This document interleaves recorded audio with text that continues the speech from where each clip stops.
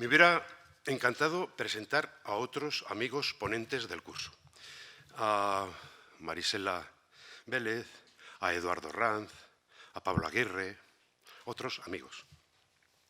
Pero tratando de que variara la presentación de los ponentes, solamente me quedé con esta presentación de José Andrés Torres Mora.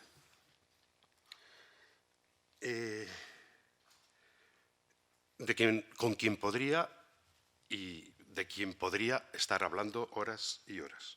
Somos amigos desde hace 41 años, desde 1978.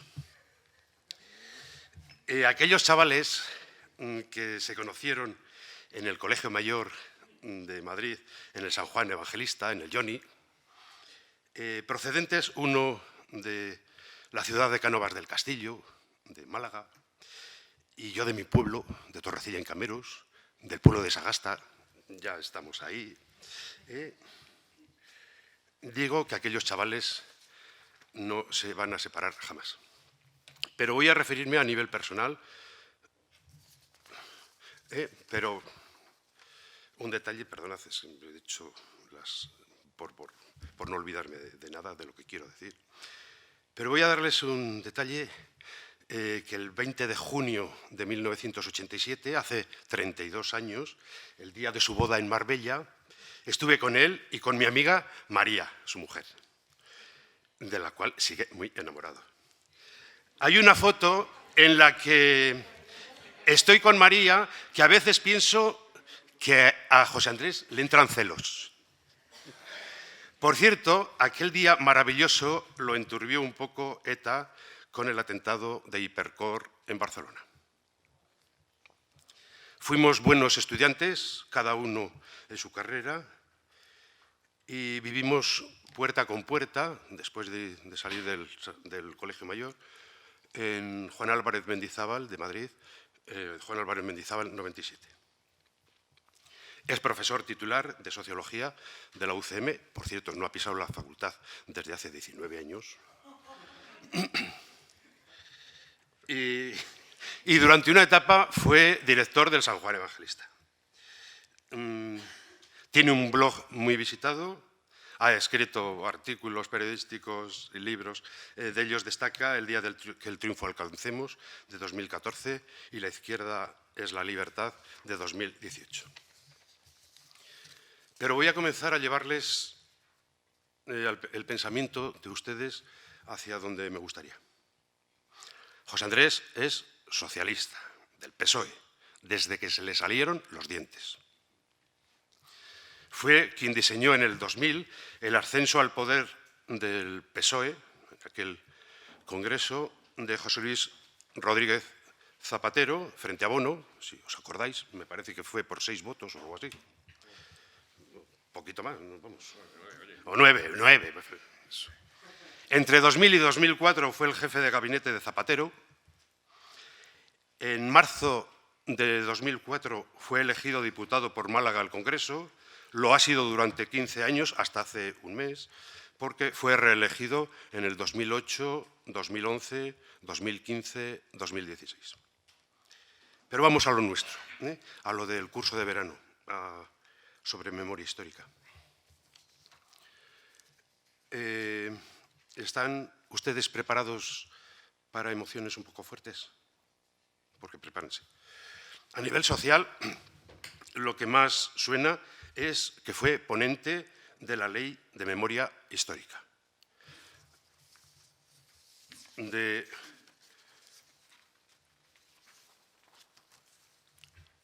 la Ley 52/2007, de 26 de diciembre, por la que se reconocen y amplían derechos y se establecen medidas a favor de quienes padecieron persecución o violencia durante la Guerra Civil y la dictadura.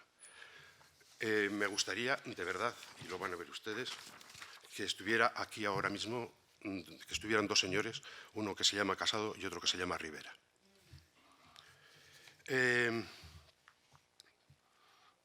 Eso es a nivel social. Pero voy a referirme a nivel personal a algo que nos unió, yo creo que fue desde el primer momento. Voy a referirme a algo personal para llevarlo después a lo social. Yo soy nieto de un represaliado de aquí, de La Rioja. A mi abuelo Toribio lo dejaron malherido aquella noche del 25 al 26 de septiembre de 1936 y desangrándose porque les habían sacado los ojos hasta que murió. José Andrés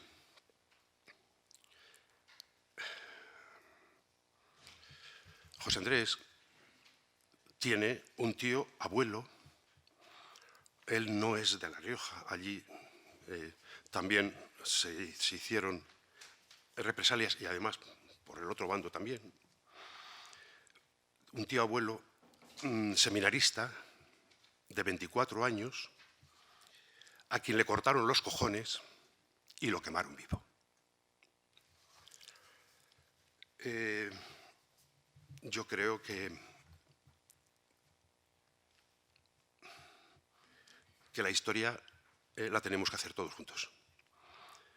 Que la libertad de pensamiento, yo por ejemplo pienso muchas veces, José Andrés, en Casado, cómo no puede acordarse de su abuelo, el médico que tuvo el antifranquismo o sostuvo el antifranquismo como médico en su ciudad, en Palencia.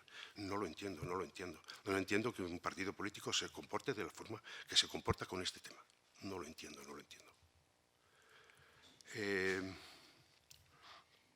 Ahí lo ven. Y bueno, es que además no puedo. José Andrés Torres Mora.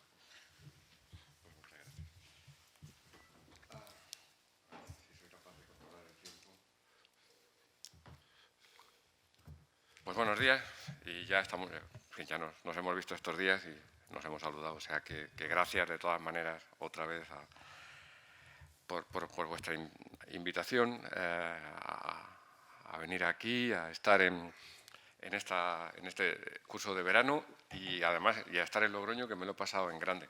Me voy con pena porque luego vais a comer algunos y eso y me voy a perder la comida, porque aquí me he puesto ciego de comer y de beber, o sea que lo he pasado muy bien.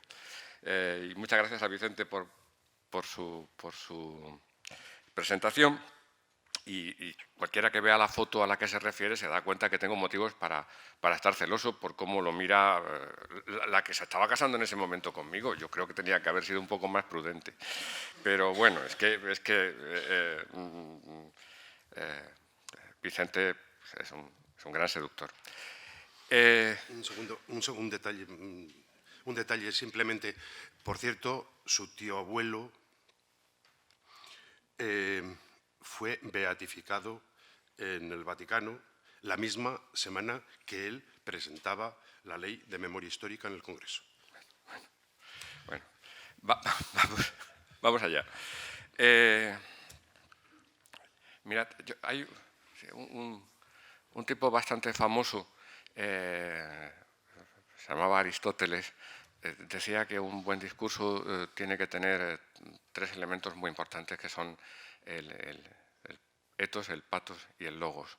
El pathos es la pasión, el logos es el pensamiento, es la forma en que lo articulas, pero el ethos es cómo eres, es tú, digamos, quién habla.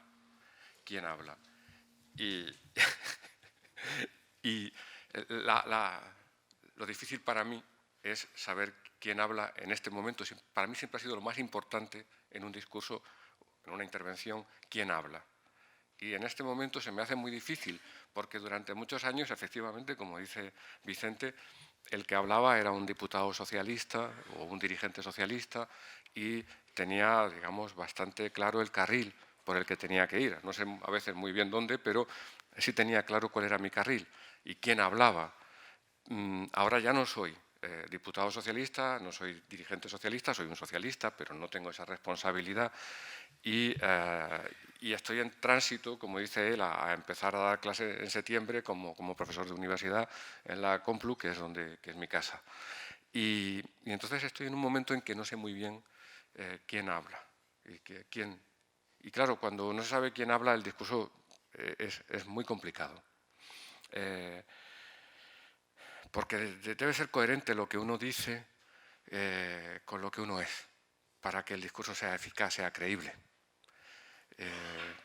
No parece lógico que Shylock, que un personaje que puede hacer muy bien el personaje del mercader de Venecia, porque tiene la edad de un hombre mayor y tal, pues se ponga a hacer de Romeo.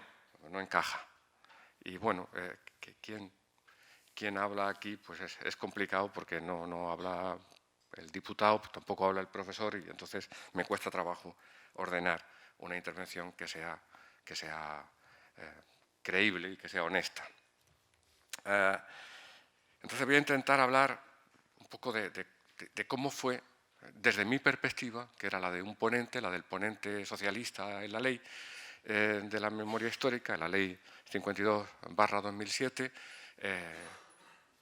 cómo lo viví, y qué podemos sacar de conclusión de aquello, de todas las reflexiones que hice en torno a aquel episodio de mi vida, que era un episodio que era un encargo inesperado para mí. Yo paseaba una mañana de sábado del otoño del 2006 con mi hijo por la ciudad universitaria que está al lado de mi casa, y recibí una llamada de María Teresa Fernández de la Vega, en la que me dijo: oye, hemos decidido que lleves la ponencia de la Ley de la Memoria Histórica porque eres el vicepresidente de la Comisión Constitucional y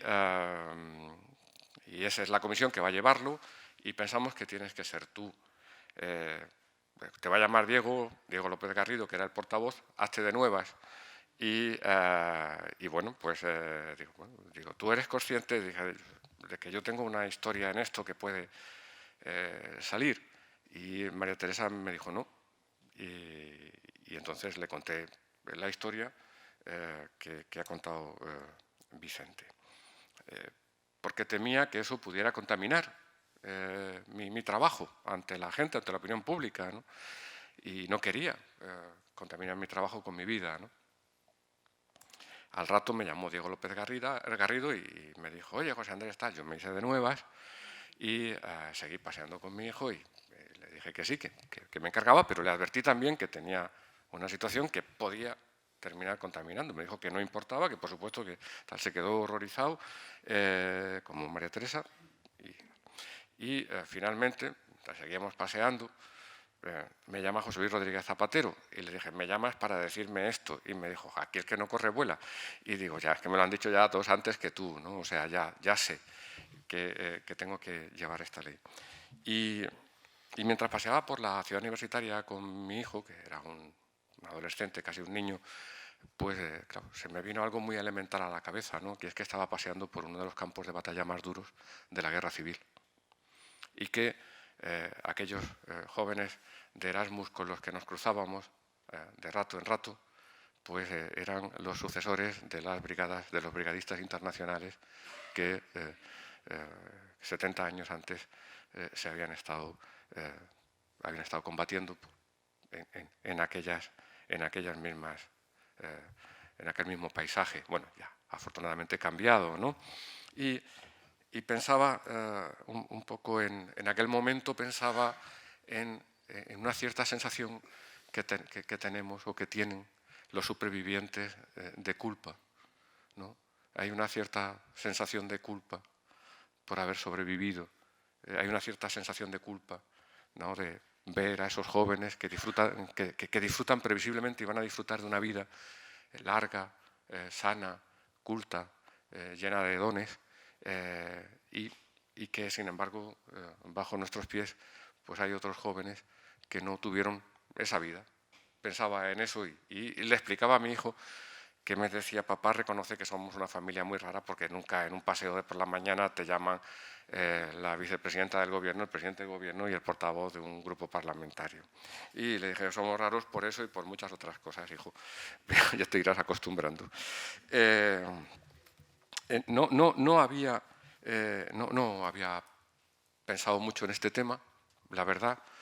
No estaba en mi agenda política como socialista, nunca lo había estado. En mi agenda política como socialista estaba fundamentalmente el asunto de la desigualdad en educación y el tema de la pues eso, de la igualdad educativa.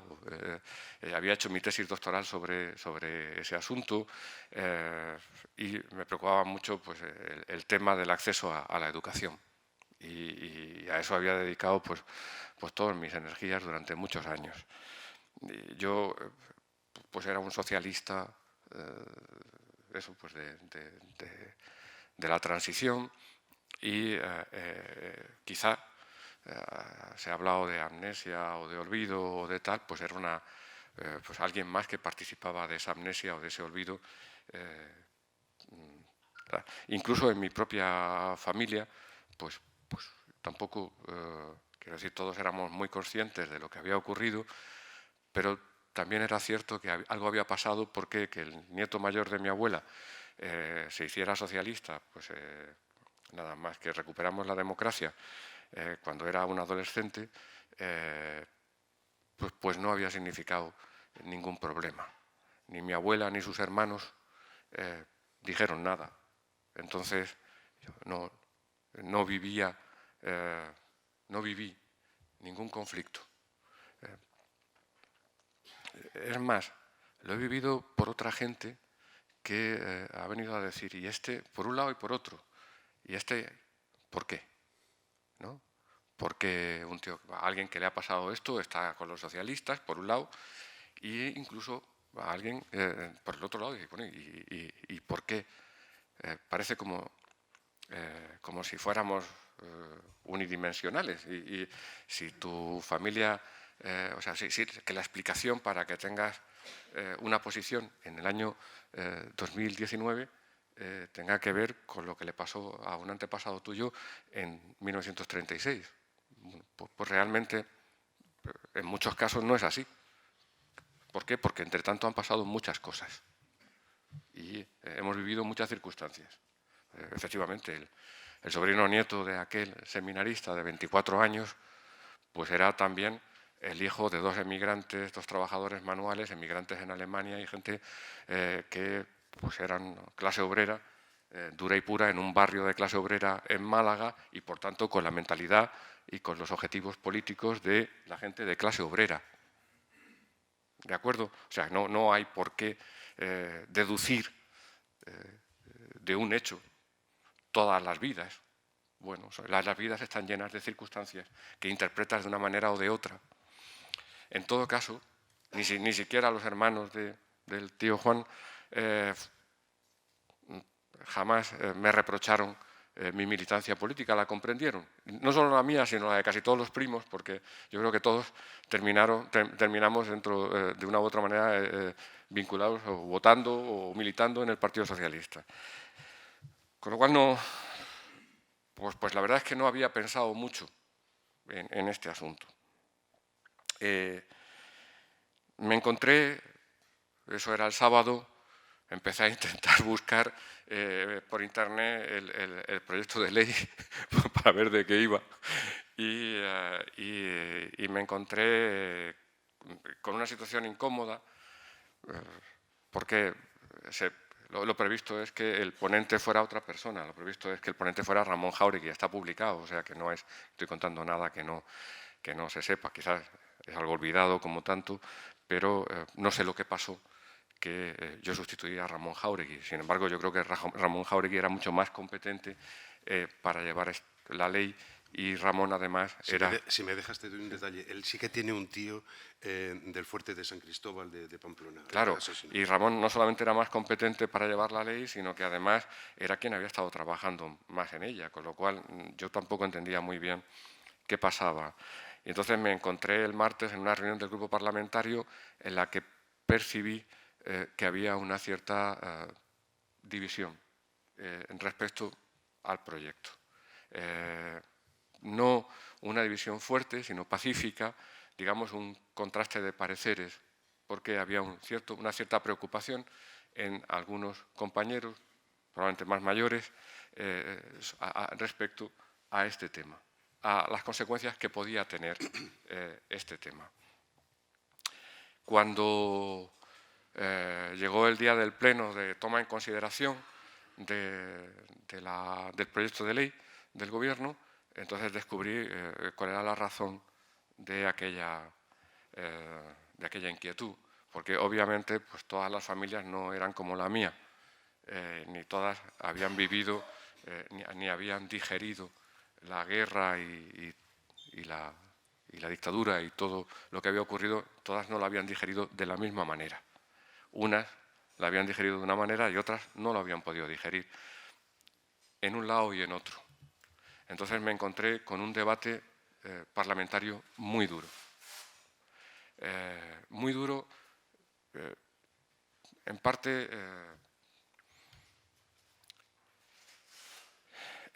con temores infundados desde mi punto de vista, porque yo veía la ley, por más que me la estudiaba, por más que le preguntaba a todo el mundo, yo no veía ningún problema en la ley, ninguno de los temores que denunciaba particularmente la derecha. Recuerdo en el debate de toma en consideración que me tocó por el PP un diputado malagueño también, y hay un momento en que él dice, dejen de ustedes de removerla, y dijo el barro. Quería decir otra cosa. Y entonces cuando me tocó intervenir, le dije, mire, el único barro que quieren remover, quienes quieren esta ley, es el que cubre los huesos de sus familiares, para darles una sepultura digna y para honrarlos como otros pudimos hacer con los nuestros. No veo cuál es el miedo. No veo el miedo. Pero la actitud, la hostilidad, la dureza, entonces, bueno, me sorprendió y esa dureza se ha mantenido. Quiero decir, no la han aceptado. Han tergiversado mucho la ley todo el rato. Me sorprendió también la rabia enorme hasta el punto de reprochar al presidente Zapatero que había traicionado a su abuelo, que manifestó el portavoz de Esquerra Republicana. Tampoco entendía su rabia. No entendía el reproche que le estaba haciendo. Sí, no me parecía que fuera una traición a su abuelo, me parecía que era un intento, ni siquiera nada personal por nadie. Yo lo hablé, pues obviamente hablamos, el presidente Zapatero y yo hablamos de aquellos días, ¿no? Y hablábamos porque nos conocíamos bien las historias de los dos, de su abuelo, de mi tío abuelo. Habíamos hablado muchas veces sobre el país, sobre las cosas que nos habían ocurrido históricamente. Y el objetivo era bien sencillo, era lo que dice el verdadero título de la ley, que no es ley de memoria histórica, ¿no? Pues era un intento de reparar y de reconocer a las víctimas de la guerra y de la dictadura, en la medida en que, aunque se habían hecho cosas, pues quedaban cosas por hacer, y quedan cosas por hacer. Es decir, no hicimos una ley para la eternidad, para que fuera grabada en mármol y nadie la pudiera cambiar. Hicimos una ley para aquel momento, en aquel momento con los votos que teníamos, con los recursos políticos que teníamos y con las cosas que sabíamos. Ahora sabemos más cosas. Probablemente ahora sea necesario hacer más cosas y haya que cambiar la ley. Y será bueno que se cambie, y sería bueno que se hiciera por consenso. Y sería bueno que la gente perdiera el temor. También sería bueno que la gente no tuviera una agenda oculta respecto a esta ley. Porque, y quizá en esto entro en algo que para mí fue, y es muy amargo, pero que lo he vivido durante todos estos años, como me imagino que cualquiera de vosotros, que es la utilización de las víctimas, la utilización política de las víctimas. Y como soy muy sensible, para unas, soy sensible para todas. Entonces, me preocupa el uso político de las víctimas. Me ha ofendido profundamente siempre el uso político de las víctimas de ETA. La apropiación de las víctimas de ETA, incluso contra sus propias familias, incluso contra ellas mismas.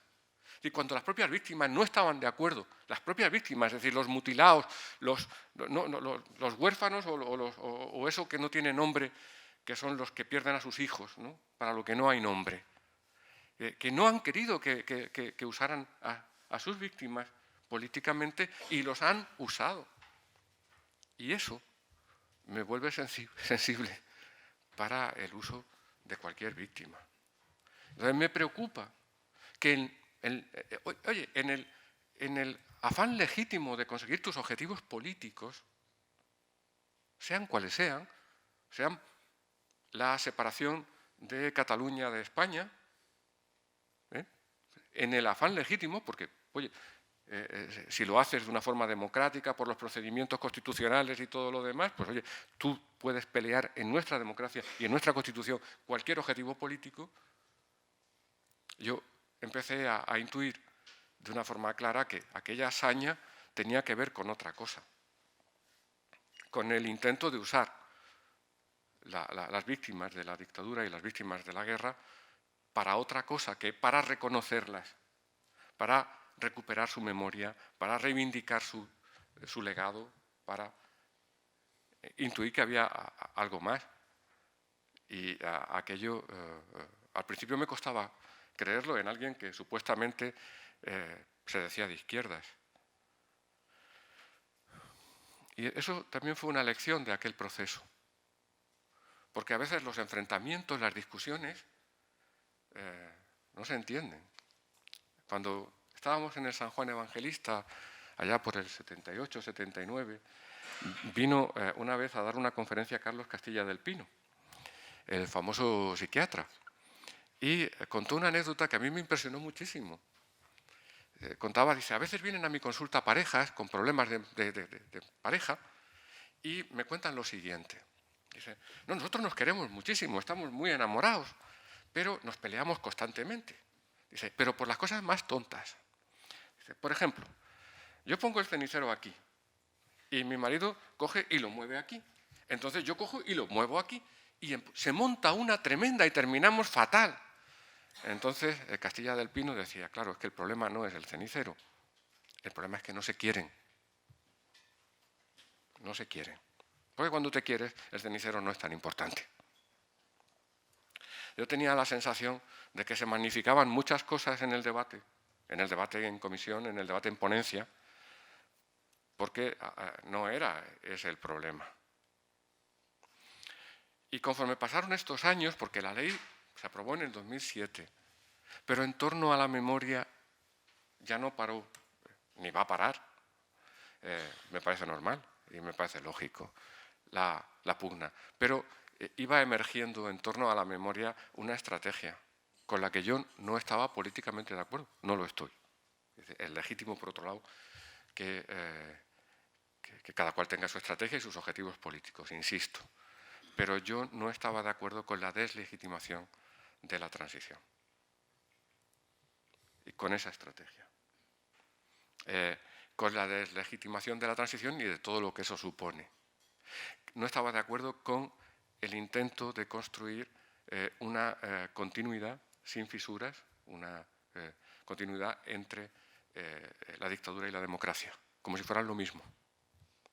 De hecho, cuando oigo hablar del Estado, algunos amigos míos que son separatistas, no me gusta llamarlos independentistas porque me parece que es hacerle un regalo. La independencia es un valor positivo que todos deseamos, ¿no? Que no queremos ser dependientes, queremos ser independientes, ¿no? No, lo que quieren es la separación. No, los del Brexit no es la independencia, es la separación del resto de Europa, ¿no? Entonces, incluso mis amigos personales que son separatistas, que pertenecen a partidos separatistas, dicen, yo les digo, no, el Estado no. Tú hablas del Estado español, porque el Estado español es como una capa de escayola sobre dos cosas muy distintas, sobre piedra y ladrillo. Y la pared no es igual. La capa la homogeneiza, pero no es igual. O sobre adobe y mármol, no es lo mismo. El adobe de la dictadura con el mármol de la democracia no se puede confundir. Y entonces me preocupaba, y me ha preocupado siempre. Yo he tenido algunos enfrentamientos en comisión, sobre todo en comisión constitucional, en particular pues, con Esquerra Republicana, pero no solo, al respecto de esto, porque honestamente, obviamente todo esto es cuestión de opinión, ¿verdad? No se puede demostrar matemáticamente, pero creo que se puede argumentar bastante bien en la transición a la democracia en Portugal. que fue una revolución y, por tanto, consiguieron una democracia, diríamos que indiscutible para estas personas que la cuestionan aquí. Hubo, creo recordar, no sé si 19 o 29 muertos, y creo que solo hubo 9 en lo que fue en sí mismo el momento revolucionario. Luego, 4 o 5 años después, hubo un grupo terrorista y mataron también a 10 o 12 personas que se consideran como víctimas del proceso de transición en Portugal. Nosotros tuvimos 670 muertos solo entre 1977 y 1982. 2 tercios de ETA, 1 tercio de fuerzas paramilitares ligadas a las fuerzas de seguridad del Estado. Por tanto, nosotros no tuvimos una democracia otorgada. Por lo menos yo no la recuerdo como un regalo, la recuerdo como una conquista. Y entonces, quiero decir que cada uno tiene derecho a tener su opinión. Yo expreso la mía y la que he mantenido políticamente. Yo reivindico el carácter legítimo, auténtico, genuino, democrático de nuestra Constitución del 78 y del sistema político que nace de la Constitución del 78.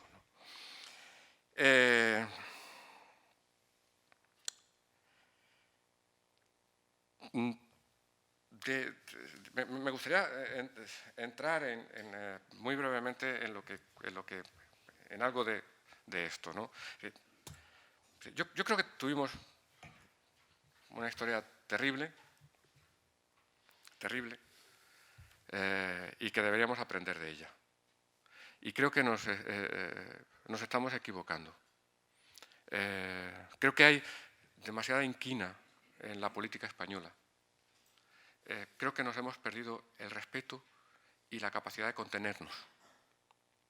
Y creo que eso es básico para convivir y para hacer política. En política tienes que respetar al otro y contenerte. Es decir, no usar todos los recursos que tienes a tu disposición, todos los recursos punitivos que tienes a tu disposición, ni siquiera verbalmente.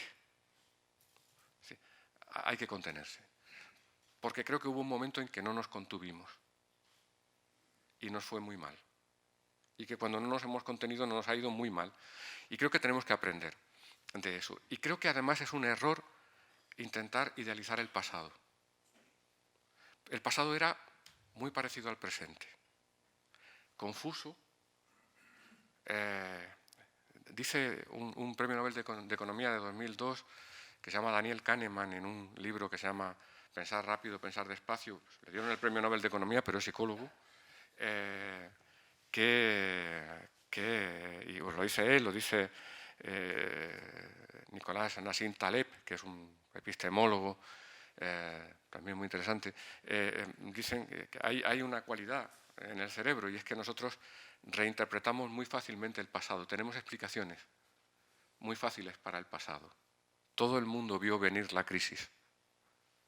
Todo el mundo sabía. Todo el mundo. Pero lo cierto es que cuando miras, yo lo hice un día con el director del periódico allí de mi provincia, de Málaga del Sur, le dije, todo el mundo sabía que venía la crisis.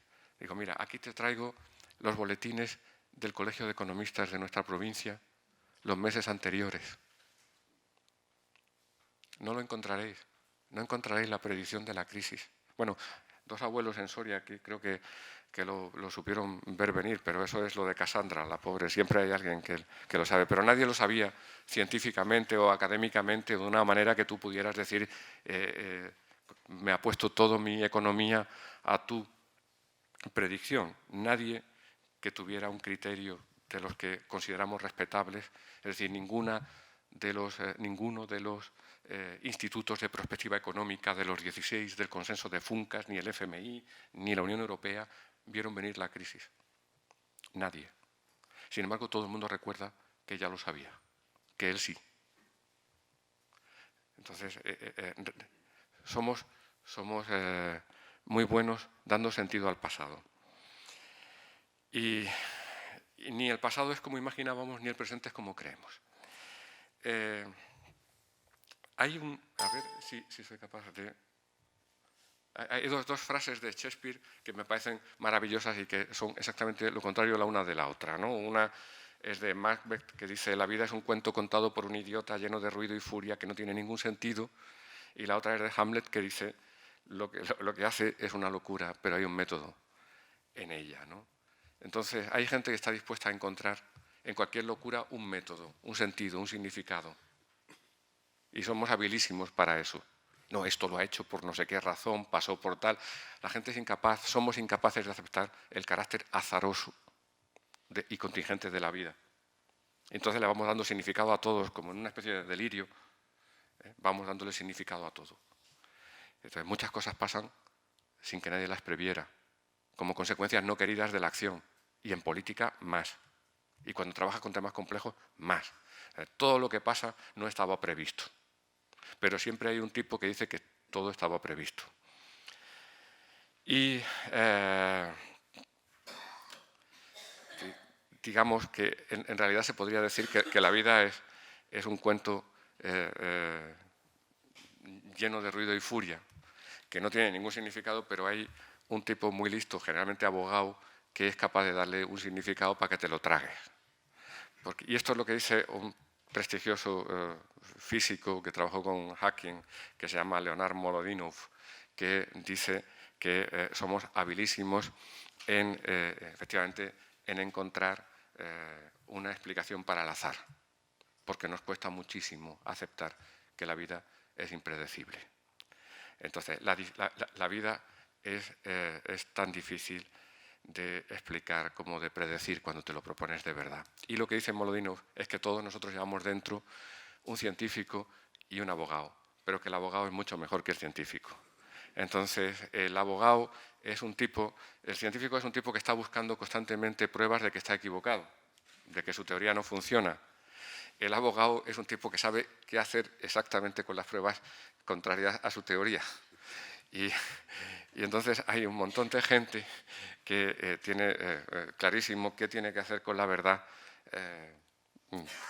cuando la verdad no coincide con su teoría. Y la verdad siempre es mucho más compleja que cualquier teoría. Bueno, le preguntaron en una encuesta del CIS inmediatamente después de que hiciéramos la ley al personal mayor de 18 años que vivía en España en 2008, que qué pensaban de si conocían o no la ley de la memoria histórica. Pues un 62% conocía la ley y un 37% no se había enterado, casi un 40%, 60-40%. Con toda la que se había montado, pues el 40% de la población mayor de 18 años no sabía que se había aprobado la ley de la memoria histórica. Le preguntaron a los que sabían que se había aprobado cómo la valoraban. Entonces, como podéis ver, las primeras son la naranja y la verde clara, son bien o muy bien. O sea, muy bien la naranja y la verde clara. Se puede decir que, digamos, la gran mayoría de la población que tenía opinión, tenía una buena opinión sobre la ley de la memoria histórica. Le preguntaban en esa misma encuesta qué acontecimientos más importantes a los españoles de 2008 les parecía que tenía la historia de España. Y veréis que le preguntaban en naranja el más importante, en verde el segundo más importante. Bueno, pues el más importante en primer lugar, el naranja más grande, que es un 40%, ¿cuánto es? Es que aquí se ve fatal, un 40%, de la población decía que el más importante era la transición. Fijaos, lo primero que hay es la guerra civil, perdón, lo primero que hay es la Segunda República, lo segundo es la guerra civil, lo tercero es la dictadura, lo cuarto es la transición de izquierda a derecha. Bueno, pues tanto la República como la dictadura están más bajitas. Para la gente, lo importante históricamente en la configuración de España es la guerra civil y la transición. Y sobre todo la transición. Y luego la democracia, esta democracia. ¿Sí? O sea, para la gran mayoría de la población es la transición y la democracia lo que nos marca.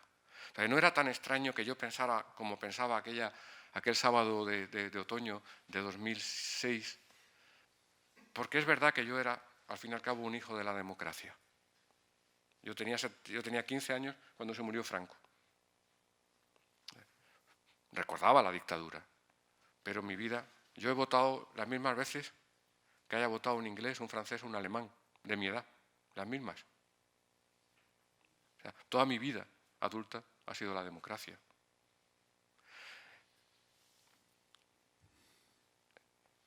Le preguntaron a la gente si sentía orgullosa o no de la transición a la democracia. Ese sentimiento de orgullo es del 74%. Y solo un 15, un 16% dice que no se siente orgulloso. Quizás por eso a mí me cansaba mucho oír el cuestionamiento de la transición, porque formo parte de la mayoría que piensa que la transición estuvo bien. A lo mejor estamos completamente equivocados. Pero, ¿quién? Pues somos muchos los que estamos equivocados. Y no nos ha ido mal.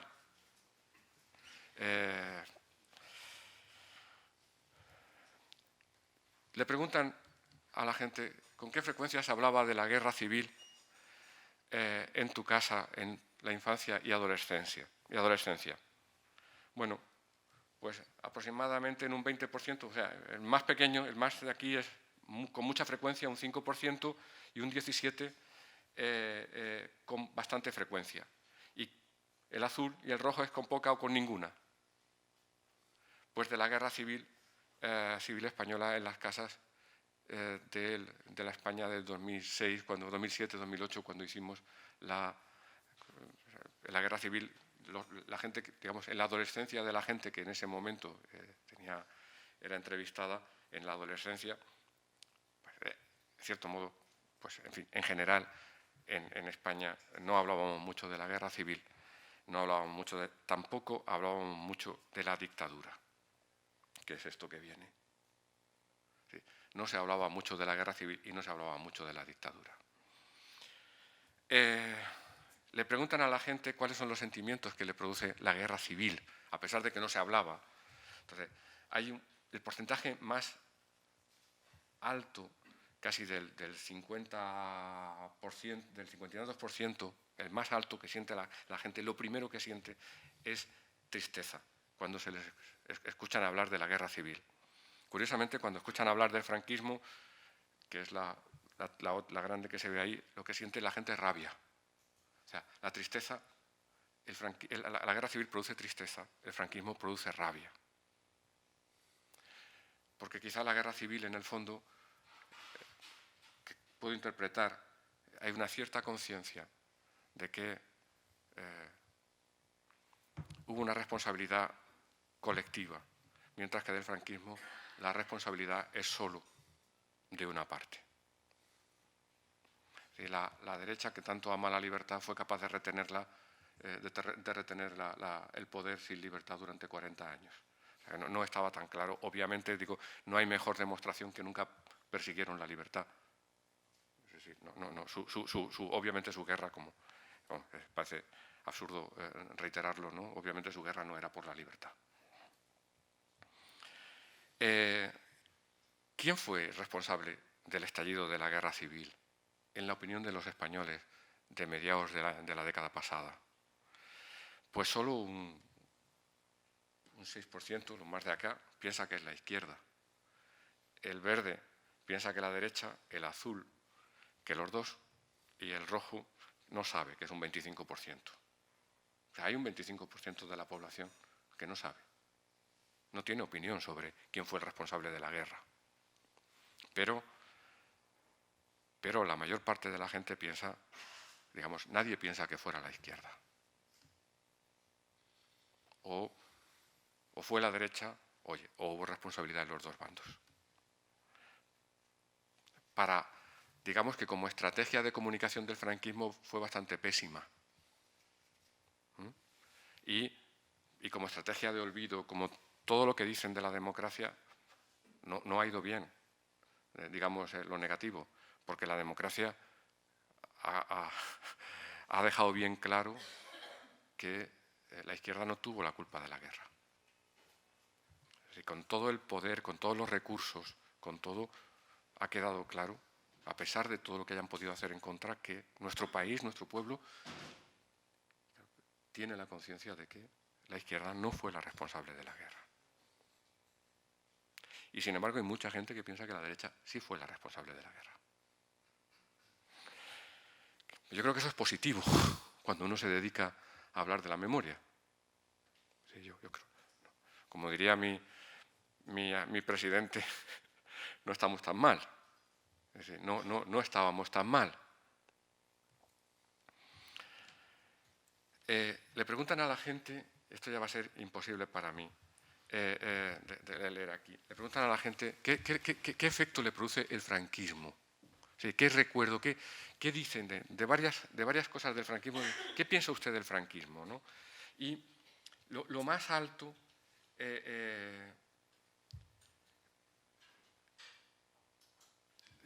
sí, el marrón, lo que veis como naranja más oscuro, ¿no? Dice, en el franquismo la gente no podía expresar su opinión, no había libertad. En el franquismo no había libertad. Pero hay un porcentaje muy alto que dice, que es la última columna, que es más del 50%, que dice que el franquismo tenía cosas buenas y cosas malas. Es decir, la gente es consciente, las dos columnas más altas, la primera es, durante el franquismo se violaron derechos humanos básicos, y la otra más alta, la más alta de todas, es que no había libertad. Pero la siguiente es que hubo cosas buenas y cosas malas. Es decir, que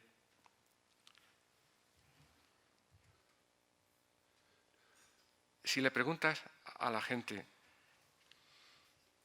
qué les pasó, si tuvieron algún problema, a la gente que tenía edad en ese, digamos, durante el franquismo, la muestra se refiere aquí solo a quienes tenían edad, de qué les pasó con el franquismo, si tuvieron algún problema como por sus ideas políticas, pues lo cierto es que lo más alto es que solo el 2,1% de la gente entrevistada de los españoles, de una muestra representativa estadísticamente de los españoles de la década de los 2000, solo el 2% había sido detenida.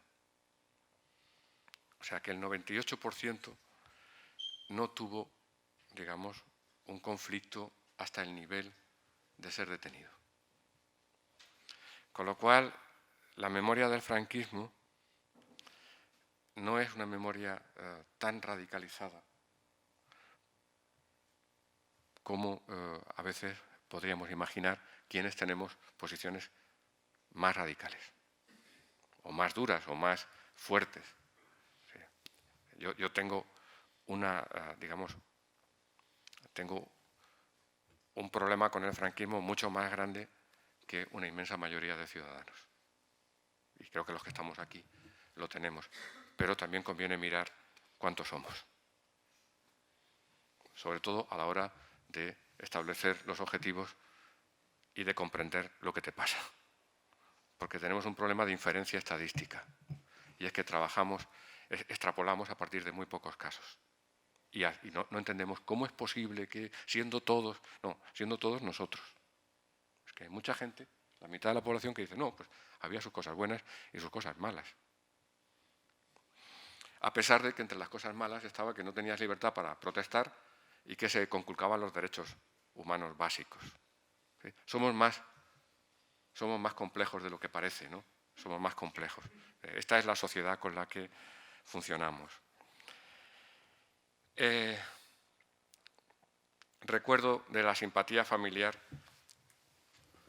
por los bandos durante la Guerra Civil Española. Bueno, el más acá son los nacionales, en medio, o sea, el siguiente, el verde claro, son los republicanos, o sea, que el personal recuerda que su familia era más republicana que nacional.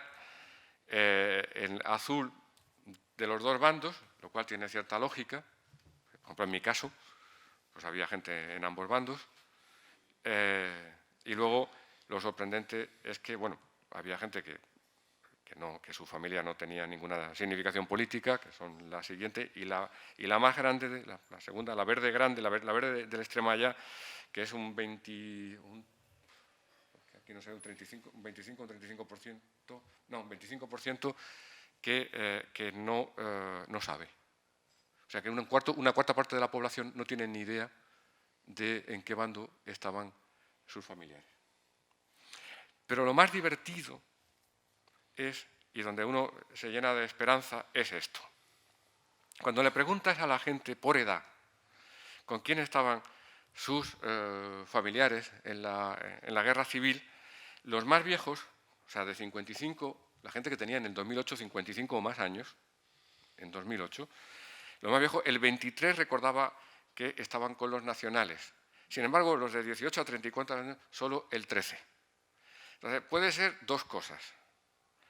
Que efectivamente los republicanos nos hayamos reproducido más, o se hayan reproducido más, o bien que la gente, conforme es más joven, oculta más la posición, o se avergüenza más de la posición de los nacionales, de sus familiares que estuvieron con los nacionales. En todo caso, te hace abrigar una cierta esperanza, ¿no? De nuevo, y es que la derecha ha perdido la batalla de la memoria. Yo creo que ellos han perdido la batalla de la memoria. Por eso creo que el trabajo que se hace desde las asociaciones memorialísticas tiene mucho sentido y que hay que seguir haciéndolo. Porque hay que recordar todo esto. Porque ellos han perdido la batalla de la memoria y la batalla de la propaganda. Y la gente recuerda pues, cosas bastante sensatas. Oye, si solo un 2% fue detenido, pues es normal que mucha gente diga, bueno, a mí no me pasó nada. Quiero decir que todo tiene lógica, si lo pensáis. Puede ser más o menos justo, puede haber algo más o menos de mentira, pero hay cierta lógica, ¿no? ¿Con quién te identificas? ¿Con quién se identifica usted de los bandos de la guerra civil? Pues con el bando nacional en la España de 2008 se identificaba en torno al 10%, que yo creo que es lo que queda, que es Vox, que es lo que había en 2008 y lo que hay ahora. Hay un torno a un 10%, digamos, de franquismo duro y puro en España. La derecha es mucho más grande que eso. No se identifica con el bando nacional. Hay una parte muy importante de la derecha que no se identifica con el bando nacional. Esa también es una derrota tremenda del franquismo. Esa es una derrota tremenda. A mí, digamos, obviamente, pues casi toda la izquierda tiende a ponerse en el bando republicano, pero también hay una parte importante de la izquierda que dice que con ninguno. Yo recuerdo que en el segundo debate, en el debate ya de aprobación de la ley, dije una cosa que yo la sentía, ¿no? Dije, si los españoles del presente pudiéramos volver al pasado, no sería para apoyar a ninguno de los bandos en guerra, sino para impedirla. Y creo que ese debiera ser, en mi opinión personal, nuestro objetivo, ¿no? Entonces, quizás yo hubiera dicho, no me siento identificado con ninguno, porque realmente es que además no comparto.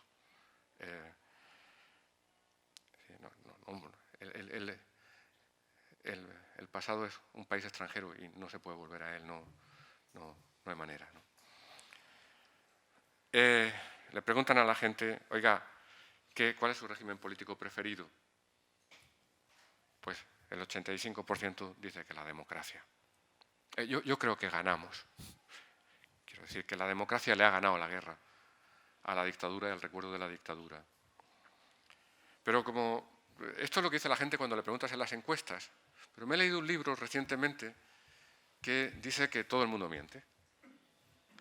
Todo el mundo miente. Claro, a ti te preguntan en una encuesta, ¿alguna vez se le ha pasado por la imaginación matar a alguien? Y tú dices, no, yo jamás.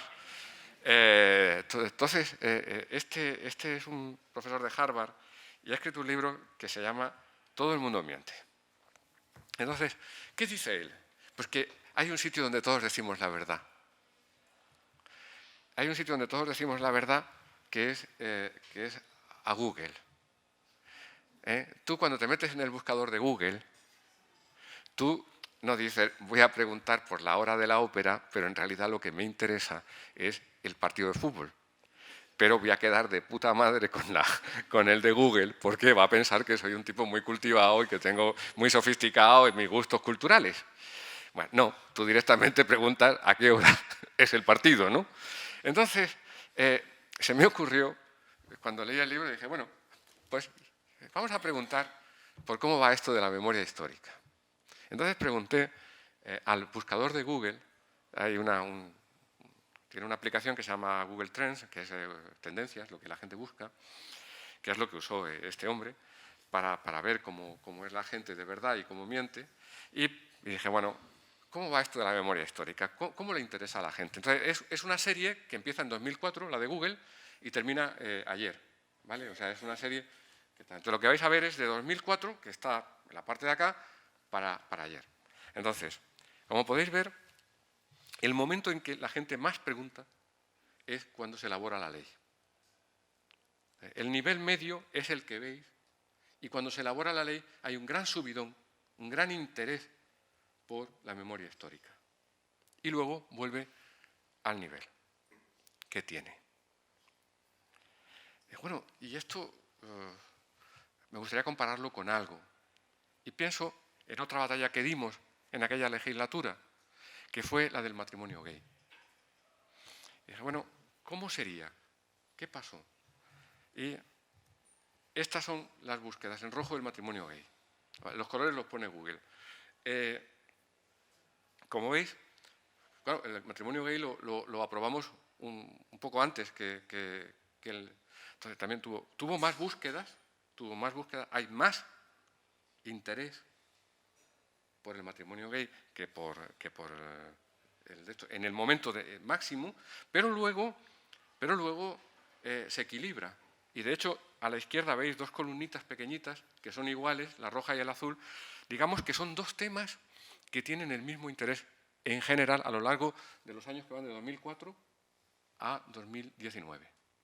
Son dos temas que preocupan más o menos de la misma manera. Tienen un gran subidón cuando salen. Tal.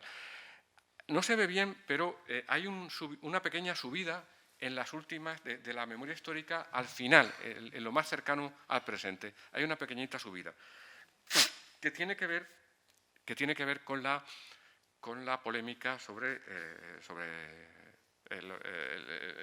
la exhumación de los restos del dictador.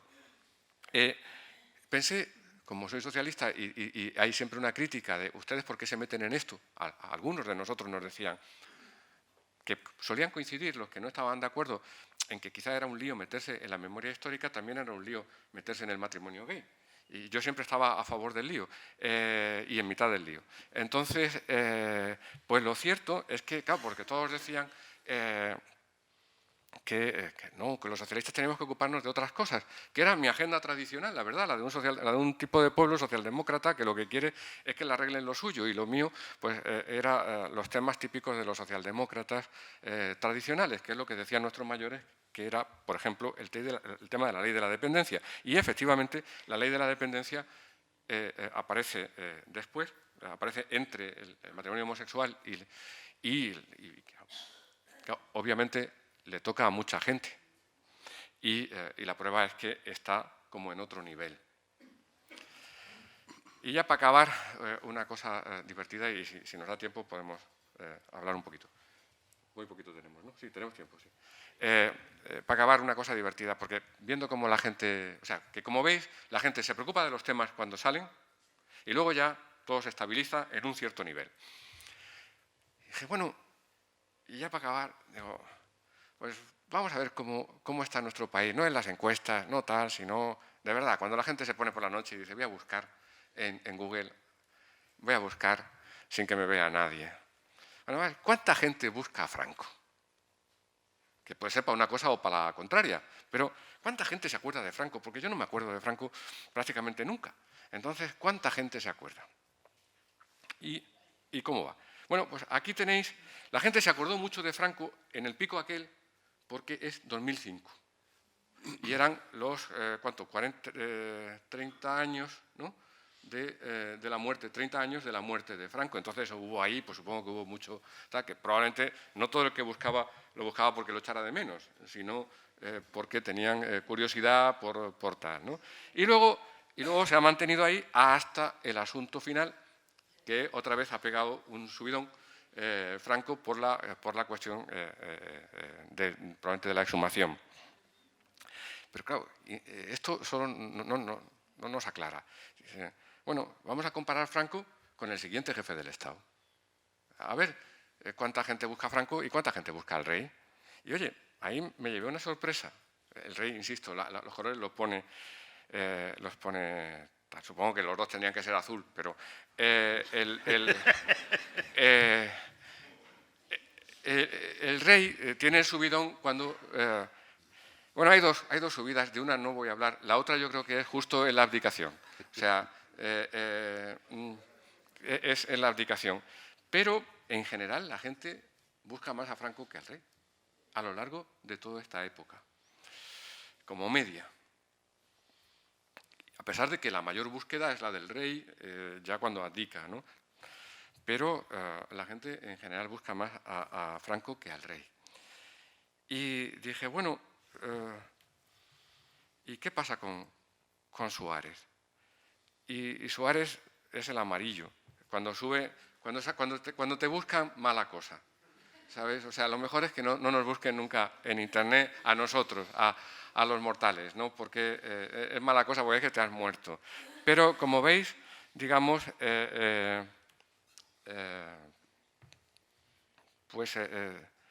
Suárez está prácticamente desaparecido, salvo cuando se murió. O sea, no hay memoria de Suárez. La gente no sabe, no le interesa, no pregunta.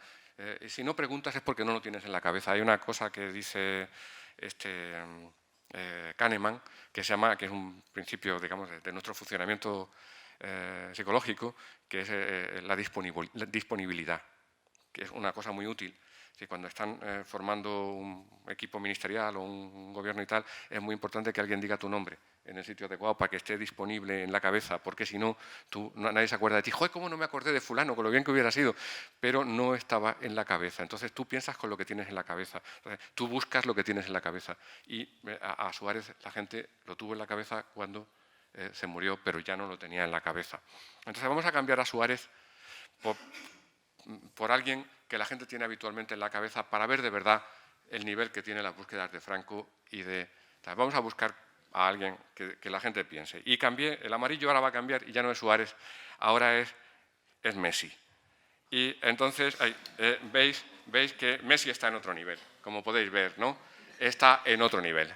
Él ya, la gente está pensando mucho más en Messi, busca a Messi, no busca a Franco, no busca al rey y tal. Messi, ¿en qué nivel está Messi? Pues yo no soy muy aficionado. Pues nosotros somos en mi casa más de películas, como dice mi hijo, que de fútbol, pero de algo se entera uno. Messi, dije, coño, pues ¿con quién puedo comparar a Messi? Entonces puse en el buscador de Google cuánta gente busca a Dios. Y a Dios lo busca esta gente.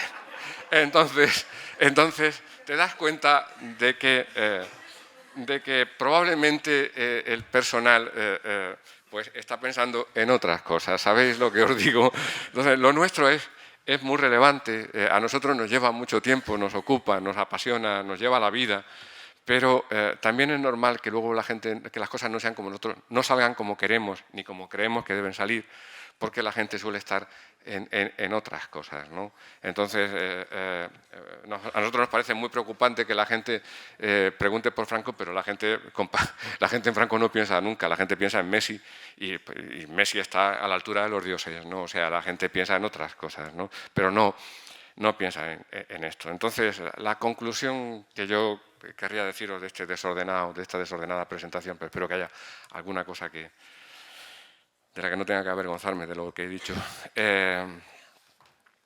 La conclusión para mí es que tuvimos una historia muy dramática. Nos perdimos, hubo un momento en que nos perdimos el respeto, perdimos la contención. nos asustamos mutuamente mucho unos a otros, alimentamos la ira del otro, el miedo del otro, y eso en el ejercicio de nuestra libertad. Pero que lo hagas en el ejercicio de libertad no significa que no tenga consecuencias.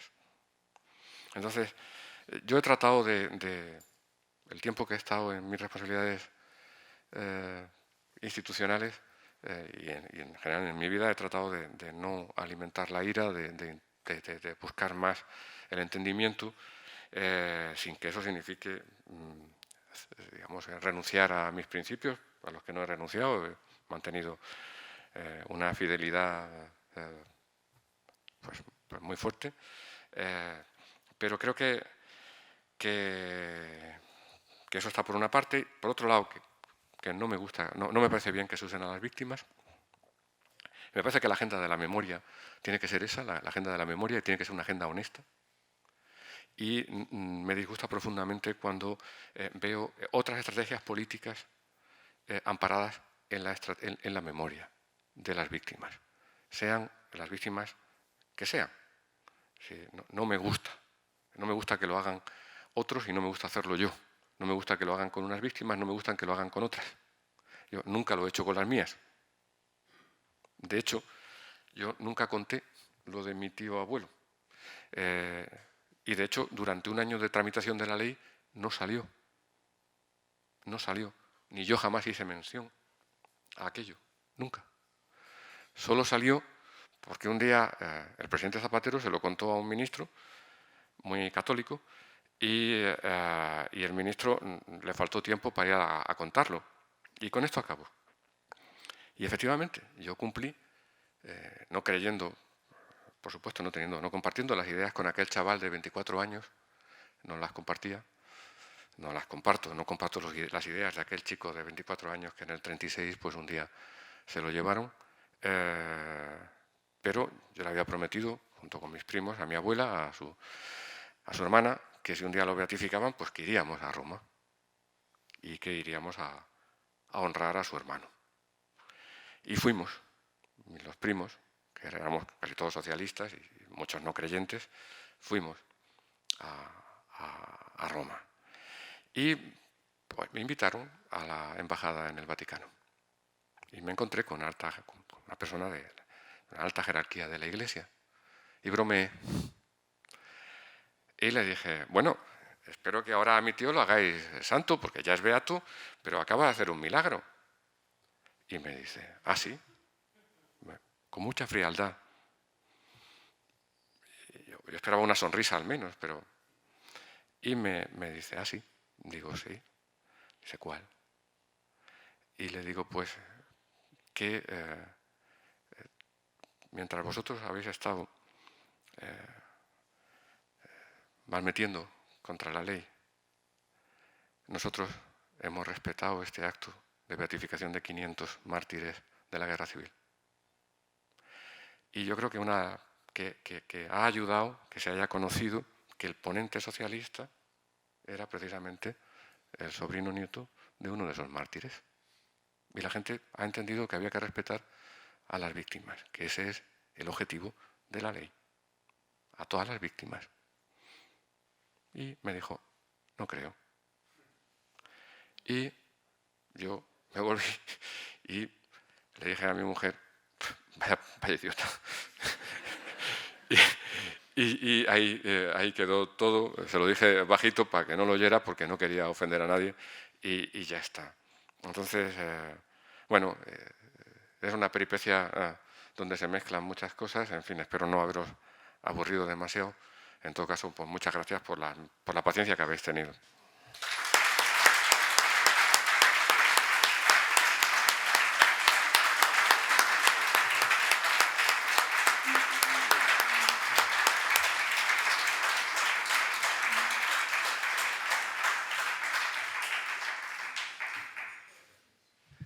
Abrimos... Sí.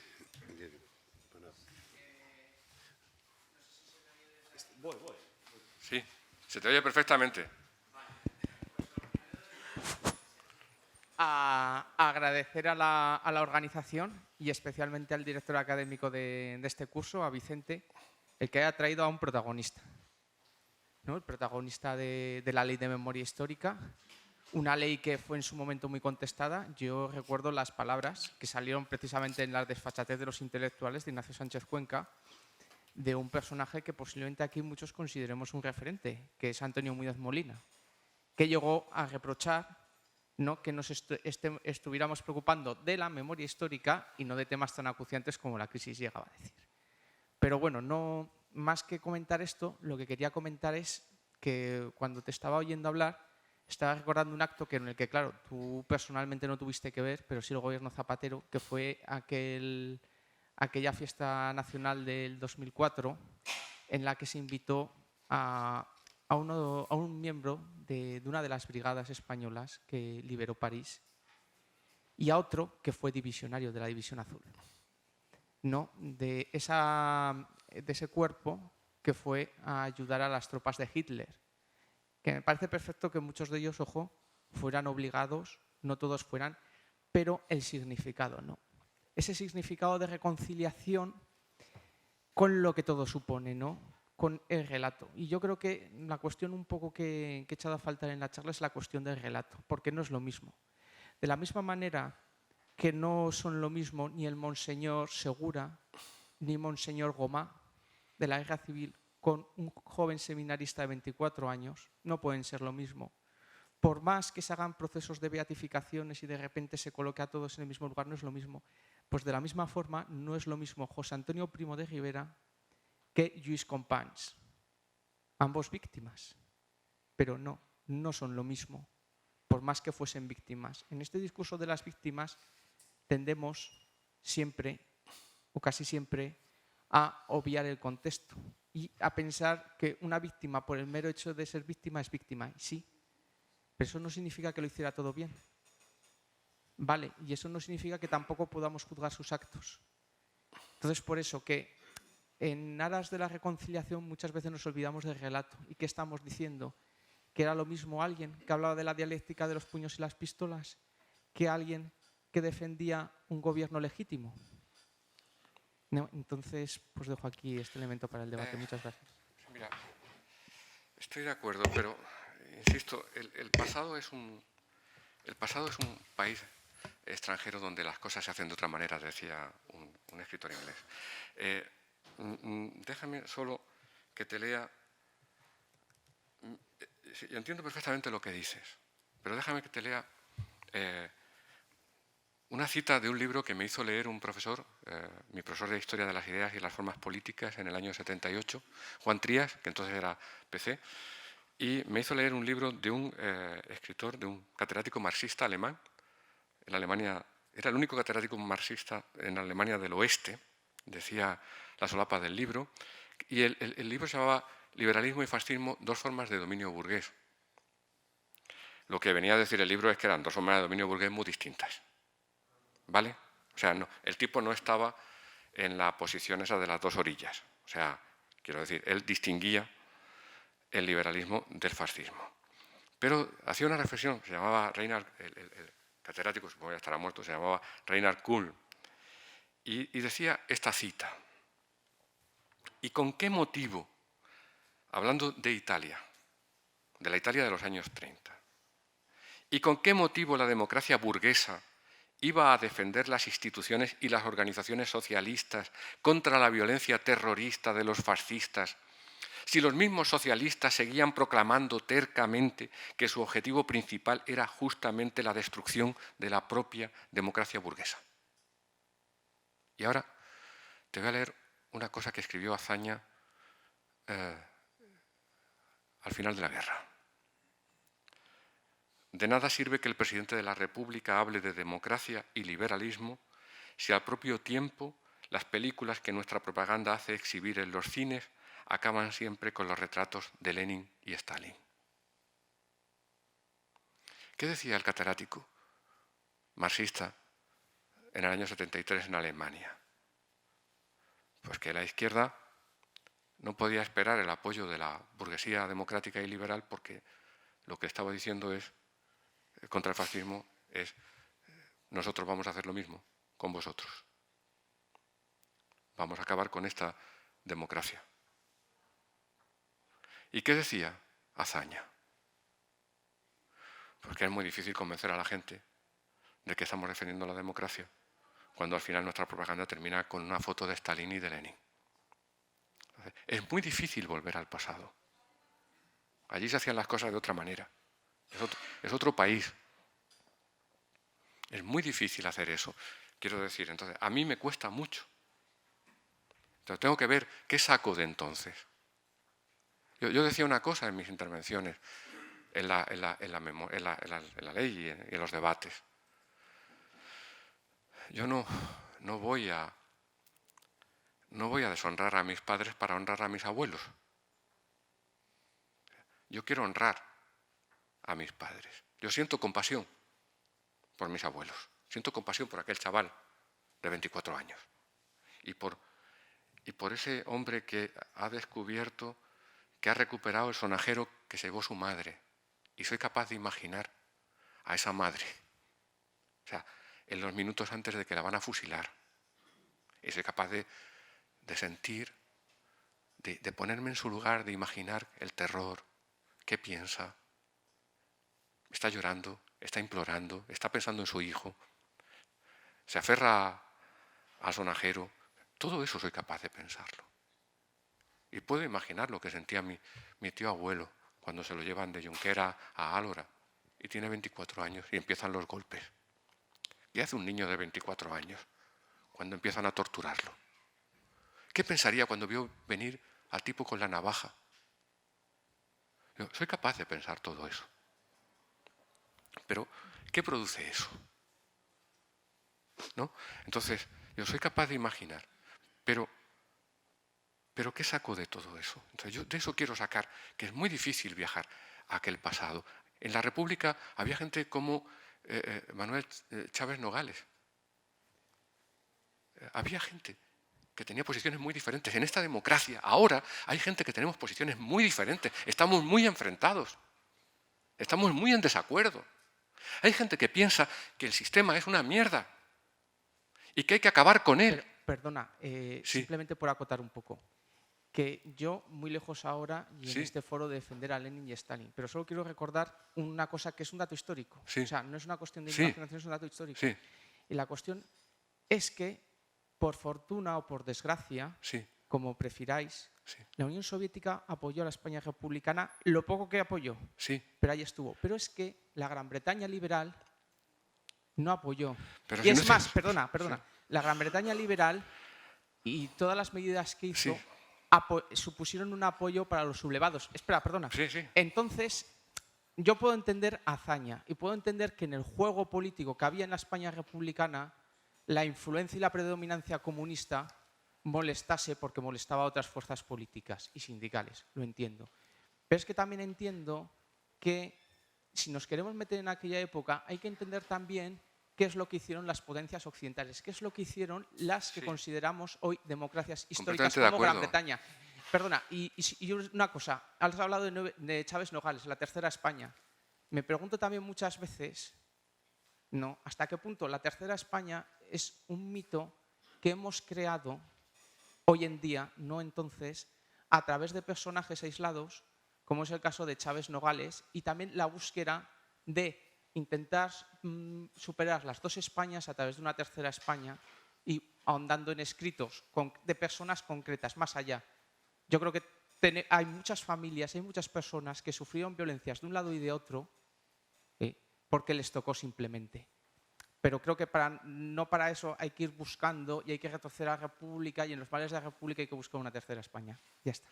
Escucha, que estás discutiendo con Azaña, no conmigo. Que yo no, yo he usado Azaña porque creo que la discusión es esa, ¿no? Yo estoy, mira, me he dedicado al Parlamento 15 años y a la política activa muy en primera fila los últimos 19 años. Lo que digo es que, voy a poner solo un ejemplo. Yo hace una temporada hablaba con una periodista por teléfono y le dije, bueno, en el peor momento de la crisis, en 2013, según una encuesta, la encuesta de condiciones de vida del Instituto Nacional de Estadística, hubo un 3% de población que no podía comer carne, pollo o pescado una vez cada 2 días. Entonces la periodista me dijo, eso no puede ser, eso es muy poco, fue mucha más gente, estás equivocado. Entonces me di cuenta y digo, espera que, estaba hablando por teléfono, que no he mirado bien. Digo, estoy hablando de 1,5 millones de personas. Y me dice, eso sí me lo creo. Claro, estamos hablando del 3% de la población. El 97% de la población podía comer en la peor crisis que hemos tenido desde la de los años 30, podía comer carne, pollo y pescado todos los días. En España. Claro, pero 1,5 millones de personas son muchas personas. Entonces, hay quien dice, como hay 1,5 millones de personas, hay que cargarse el sistema. Que pasan hambre, hay que cargarse el sistema. Porque esto es un desastre, esto es un timo, esto no funciona. Hay quien sostiene eso en la izquierda. Y hay quien sostiene en la izquierda que dice, mira, macho, hemos conseguido que en una crisis como esta, solo el 3%, ni más ni menos que 1,5 millones de personas, se vean en esta situación. Antes de tocar el sistema, vamos a ver cómo lo tocamos, no sea que en lugar de 1,5 millones nos encontremos con 6 o 7 millones. Esto es una pelea entre la izquierda en la que estamos, en la que hemos estado, y es muy legítima, y es muy dura. Y hemos combatido entre nosotros con dureza en estos años, dentro de la izquierda. Bueno, pues imagínate los años 30. Entonces yo no puedo homogeneizar todo. Por eso digo que es muy difícil ir al pasado. Hay una cosa que me parece que es fundamental, que es recuperar las víctimas, su memoria, su historia, pero hay algo que me parece muy complicado que no podemos hacer desde la política, que es la historia.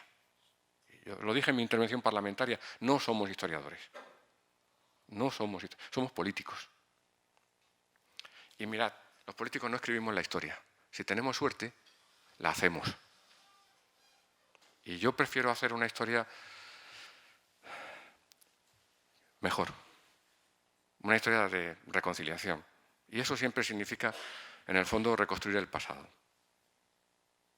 Y yo creo que no lo estamos reconstruyendo mal cuando la gente no quiere saber nada del franquismo, no se identifica con los nacionales, ni siquiera la gente de la derecha.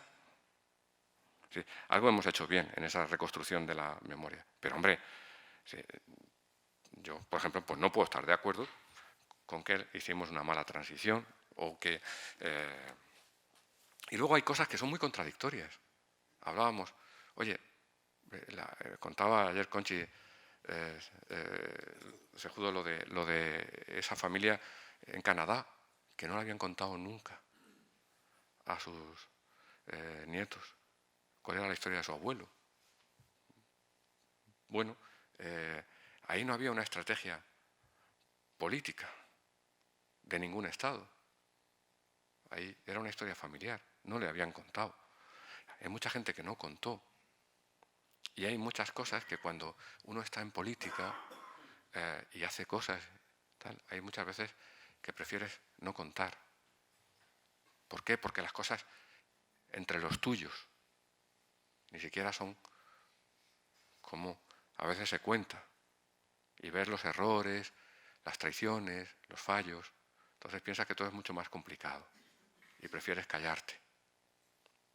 Entonces yo creo que, bueno, que todo es muy complicado y sobre eso construir una explicación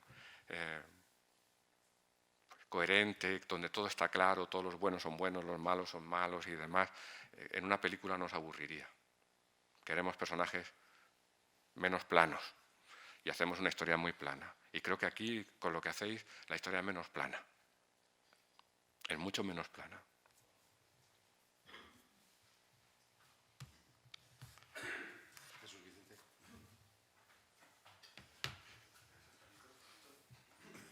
Hasta micrófono y todo. Buenos días a todos. ¿Se oye?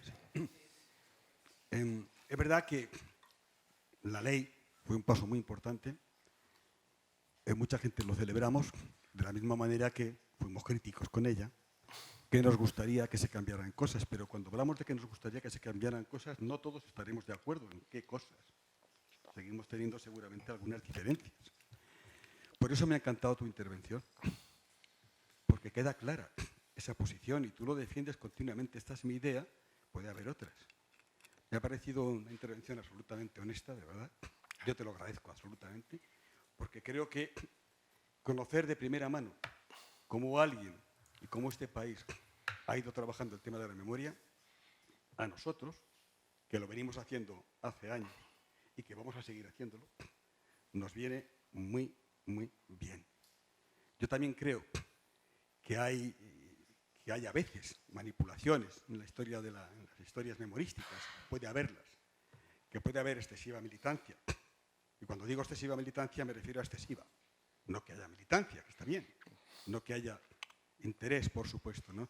Y que eso es lo que nos tiene que hacer reflexionar para conseguir, en todo caso, que la próxima ley que todos estamos esperando y que ahora tú ya hiciste una, pues Eduardo igual nos cuenta algo luego, porque yo sé que ahora igual no está allá, pero él ha estado cerca de esa idea, de otra ley que se va a hacer, que sea interesante.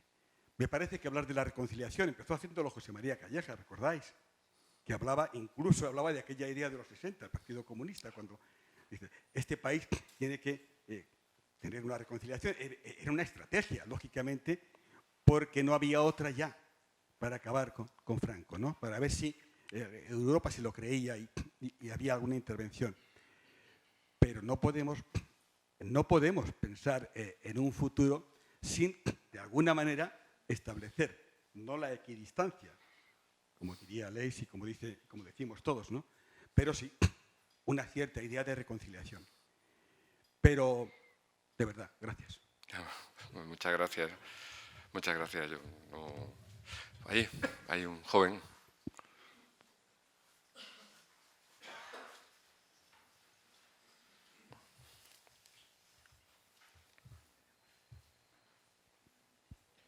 Yo solo quería preguntarle si después de salir ustedes del gobierno no se arrepintieron de haber blindado la Ley de Memoria Histórica de 2007 con una partida presupuestaria obligatoria que después, con el tiempo, se vio que igual hubiera sido necesaria. Claro, ahora yo lo veo con los ojos de un joven, pero usted, que en aquella época, no sé... Si... Ya no era joven.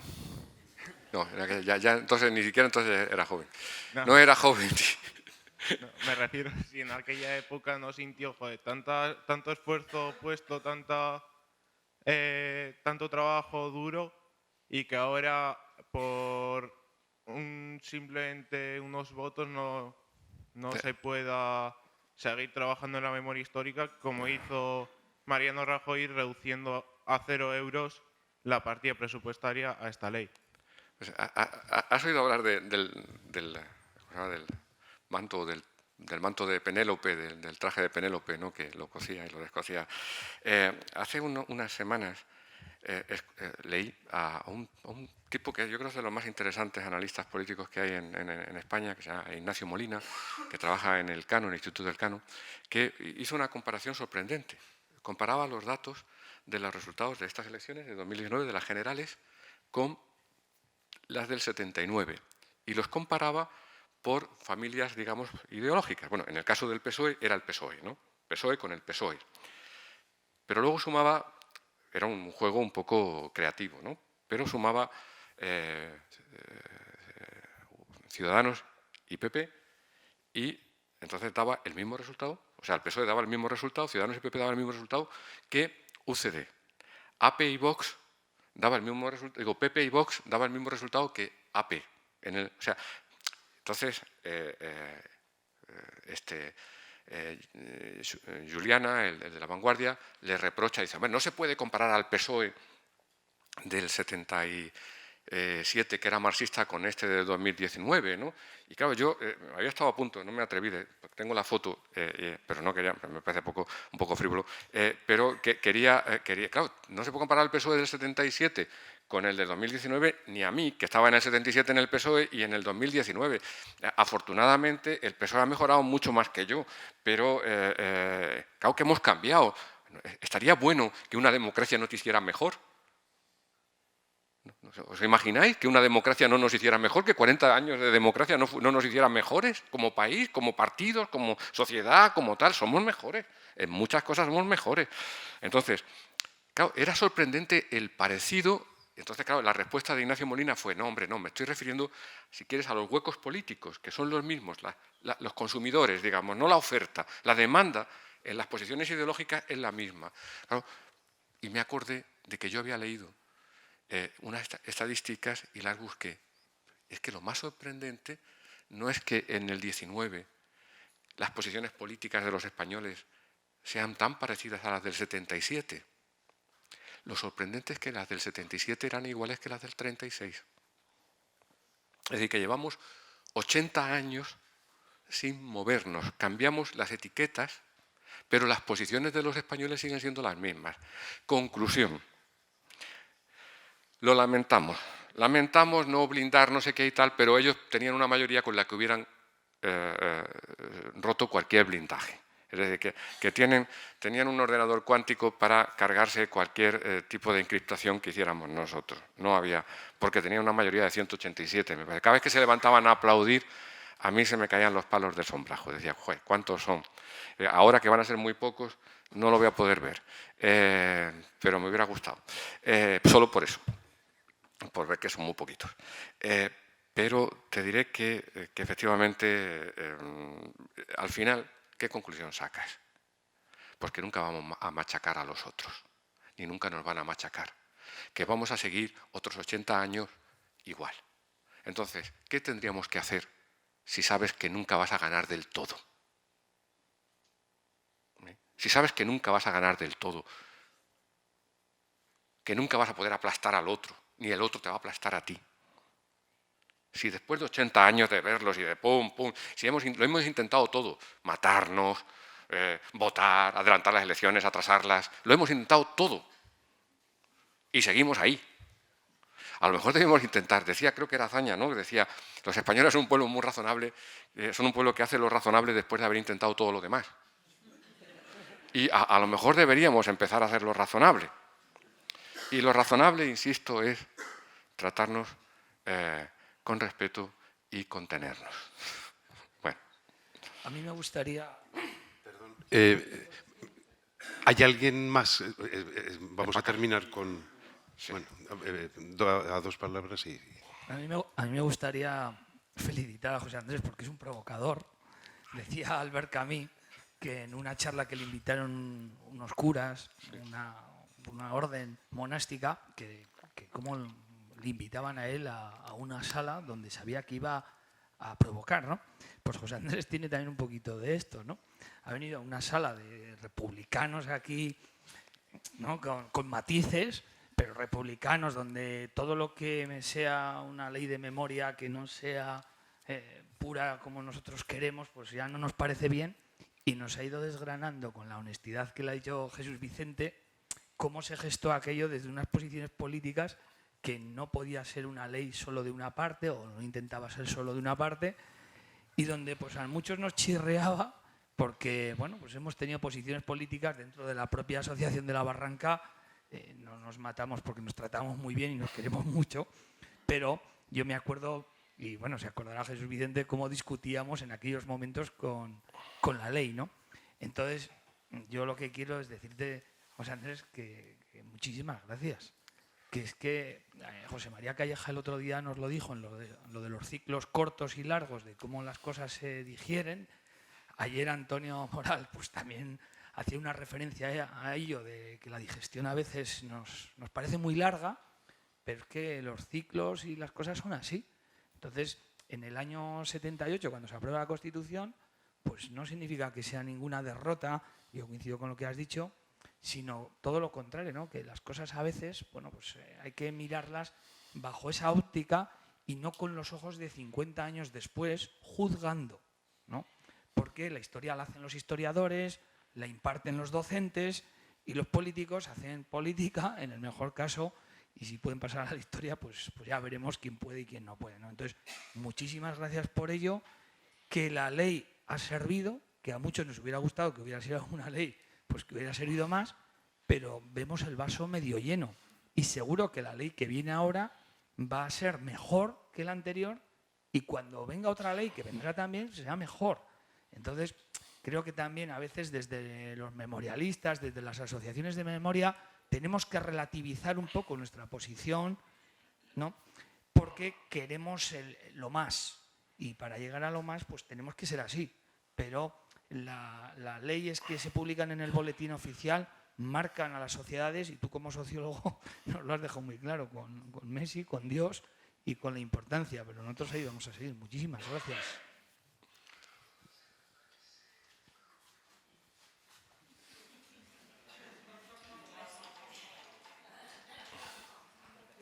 Sí, de acuerdo. En primer lugar, José Andrés, muchas gracias por una... ¿Me oye? Sí. Sí, por una excelente presentación. Y la verdad que no te puedo contradecir en nada porque estoy prácticamente en absoluto de acuerdo contigo. Primero, me quedo muy contento esta mañana por las encuestas que has dado de opinión sobre el franquismo. Creo que es un relajamiento. Nunca lo había visto tan claro como lo has presentado tú hoy. Quizás el único problema es que sea de 2008 y no de 2018. Pero no ha cambiado. No ha cambiado. Me alegro enormemente. Creo que va a estar contento hoy y voy a estar contento toda la semana. Y después hacías referencia a este tipo de conciliación y este tipo de participación que debe ser siempre generosa y me ha venido a la memoria que recientemente se celebró la invasión de Normandía. Y yo pensaba, digo, imagínate que en esa ceremonia, a pesar del patán que tenemos de presidente de los Estados Unidos, en esa ceremonia no se hubiese invitado a Alemania, porque era el enemigo. ¿Qué hubiese representado esa ceremonia sin los alemanes? Yo creo que eso es lo que nos tiene que llevar a pensar, que la conciliación es con amigos y con enemigos, no es entre amigos, porque entre amigos siempre nos decimos lo mismo. Y el contraste verdaderamente, alguien dijo, ayer uno de los que presentó dijo que el problema de la memoria histórica no está con la izquierda, no está con las víctimas. El problema de la memoria histórica sigue estando con una parte de la derecha de este país. Cuando la derecha de este país comprenda que esas víctimas son víctimas suyas como españoles, el tema de la memoria histórica habrá desaparecido. Porque será historia de todo el país.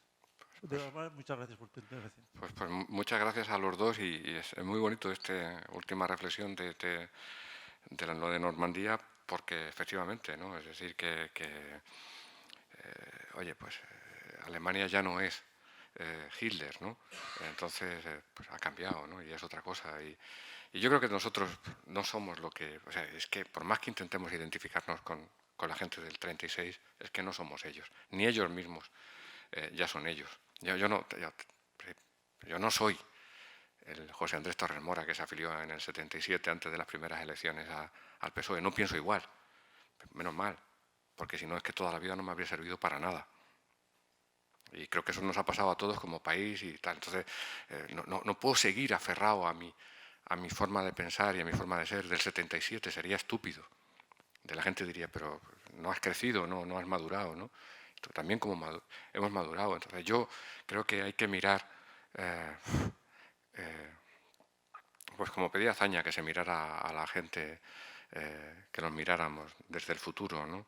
Pues eso, con paz, piedad y perdón. Y hay que, y simplemente, pues está muy bien que recordemos que cuando nos desmadramos, nos volvemos unas fieras, ¿no? Y hacemos cosas tremendas como coger a una madre y fusilarla con el sonajero de su niño en el bolsillo, ¿no? O sea que somos capaces de hacer eso. Y seguimos siendo el mismo bicho. O sea que más vale que aprendamos de lo que sabemos y de la técnica para contenernos, para tener sistemas políticos de democracia, de control, de contrapesos, de tal. En fin, toda la tecnología que hemos aprendido, ¿no? Porque lo cierto es que en las últimas fechas de pronto han vuelto a emerger viejas ideas y han vuelto a aprender en mucha gente. Entonces, yo quiero pensar que si el mundo es como imaginamos y como queremos entenderlo, creo que en el 36, si yo estuviera ahora mismo y fuera yo, José Andrés Torres Mora, del 19, que como en Outlander me hubiera apoyado en una piedra y ahora saliera en el 36, pues trataría de advertirles hacia dónde van. Y a veces cuando me opongo a determinadas posiciones populistas que aprovechan el dolor de una crisis o del sufrimiento para tumbarse toda la arquitectura política, constitucional, pues cuando hago eso me imagino que probablemente alguien hizo lo mismo también, porque lo vio venir. Entonces yo creo que para eso sirve la memoria. Oye, yo voy a perder el autobús. No, ibas a decir algo. Perdonad, no, es que lo había... Os pido, Sí, él va a mira, perder el autobús y nosotros nos vamos a retrasar. Solo un minuto. Sí. Llevamos ya 40 años caminando, transitando en la democracia. Seguramente que ni de aquí ni mucha gente que está fuera estamos en contra. Pero para el desarrollo, a mí me parece, a ver qué opinas tú, en un minuto solamente, para el desarrollo, el fortalecimiento y la credibilidad de una democracia solvente, porque ya tenemos que competir contra democracias solventes, no contra dictaduras, no es necesario afrontar todavía más y ahondando más en esto, pese a que somos humanos y efectivamente somos complicados y enseguida sacamos la mano. Pero una democracia se ha de hacer solvente con hechos concretos, no con palabras ni teniendo miedo a que si va a ocurrir esto o va a ocurrir lo otro. Yo estoy de acuerdo. Yo creo que dije en una de las intervenciones aquellas de la memoria histórica, solo se puede olvidar lo que se recuerda. Entonces, cuando ustedes quieren que olvidemos y tal, déjennos recordar, ¿no?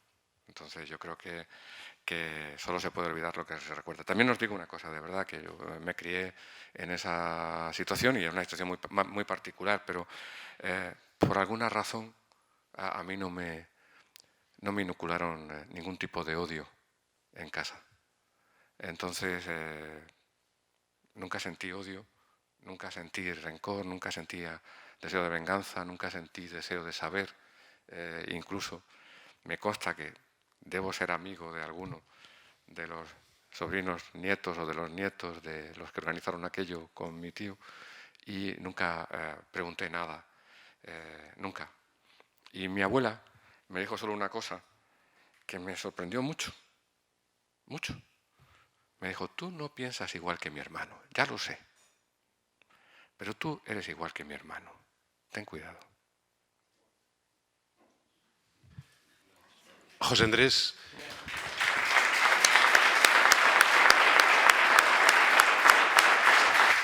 Muchísimas gracias. Muchísimas gracias.